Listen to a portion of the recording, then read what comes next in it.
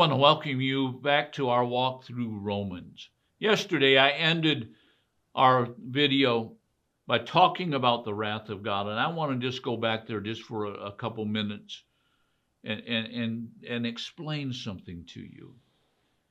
We are living in a dispensation of grace. We are living in the word dispensation, it actually means a time period of the grace of God. God's not mad at us right now.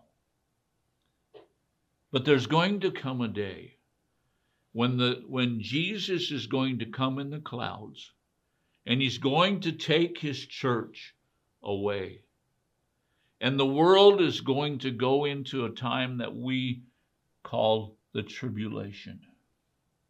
The tribulation, the first 3.5 years of the tribulation is just the beginning of the wrath of God. The last 3.5 years, this world that we live in is going to see the fiery, burning wrath of God. You see, the wrath of God is something that's real. We're not living in it now, but there's going to come a time where this world, as the believers are absent from this world, that the wrath of God's going to come.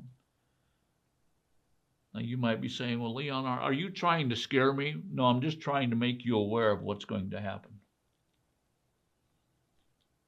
I'm not trying to put fear in you. If you're not a believer, you know what? You've got an opportunity right now to say to Jesus, Jesus, I surrender my life to you. Come and justify me.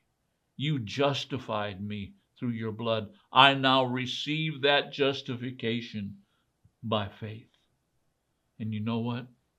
You will not experience the wrath of God. Now, that's enough in that.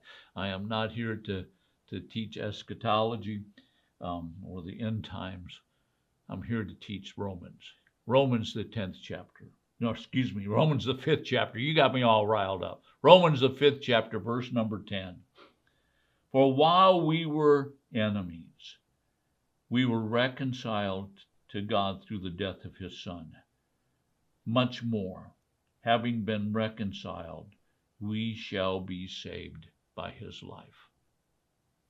While we were enemies, while we were opposed to God, while we were against what God wanted in our lives, what did Jesus do?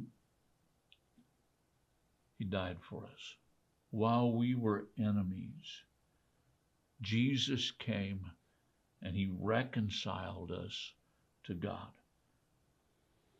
He didn't reconcile good people. He didn't reconcile people that were in agreement. No, he came and he reconciled enemies. And this word reconciled it means to exchange something. When you go to the bank and you bring in a check and you say, I would like to have so much in cash and I would like to have so much go to my savings and so much going into my checking account. What are you doing? They are reconciling. They are exchanging what you gave to them with something they're giving back to you. And that's what Jesus did. Jesus reconciled us. How did he reconcile us? He reconciled us by dying for us. Notice what it says here in verse 10. And for while we were enemies, we were reconciled to God through the death of his Son. Jesus came and took our place. He exchanged his life for our life. He took our sin and we received his righteousness while we were enemies. He did that for us. And how much more, having been reconciled, right now, right where you're at, if you're a believer, if you've accepted what Jesus did for you by faith, you're reconciled. The exchange has already happened. Having been reconciled, we shall be saved by his life. He took our life. We gave it to him. And when we gave it to him, he gives his life back to us. And what does his life do? His life saves us. It saves us spiritually. It saves us mentally. It saves us in the area of our emotions, in the area of our intellect. It saves us physically. He exchanged his life for us. He took our life, and he then gives his life back to us, and the result is we are saved. Verse number 11.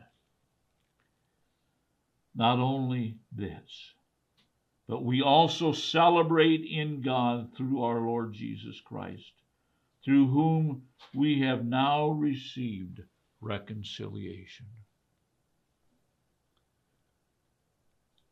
We celebrate. The word there for celebrate actually means to boast. It means to boast. What do we boast in? You boast in yourself, oh, I did this, I did that, I did this, I did that. No. We boast in what Jesus did. We boast in his sacrifice. We boast in the results of his sacrifice. I'm healed. What is that doing? Is that boasting? Is that boasting in us? Oh, I healed myself. No, you didn't heal yourself. Jesus healed you. Well, I saved myself. I changed my mind. No, no, no, no, no. Jesus saved you. He changed your mind. He reconciled you. He exchanged his life for you. And because of that, we boast, we exalt, we worship, we celebrate. Wow, what a wonderful thing to celebrate. And at the very end of verse number 11, through whom we have now received reconciliation. The exchange has taken place. We live in his life. We live in his ability. We live in all that he has provided for us. He has exchanged and given us his life. He has taken our old life as we surrendered it to him, and he's given us his life. We have been reconciled. It is a done deal, if I can use my southern accent here. It's happened. We're reconciled. As you go into this week, this weekend, understand that you've been reconciled. Join us again Monday as we continue this walk through Romans. Thank you for watching.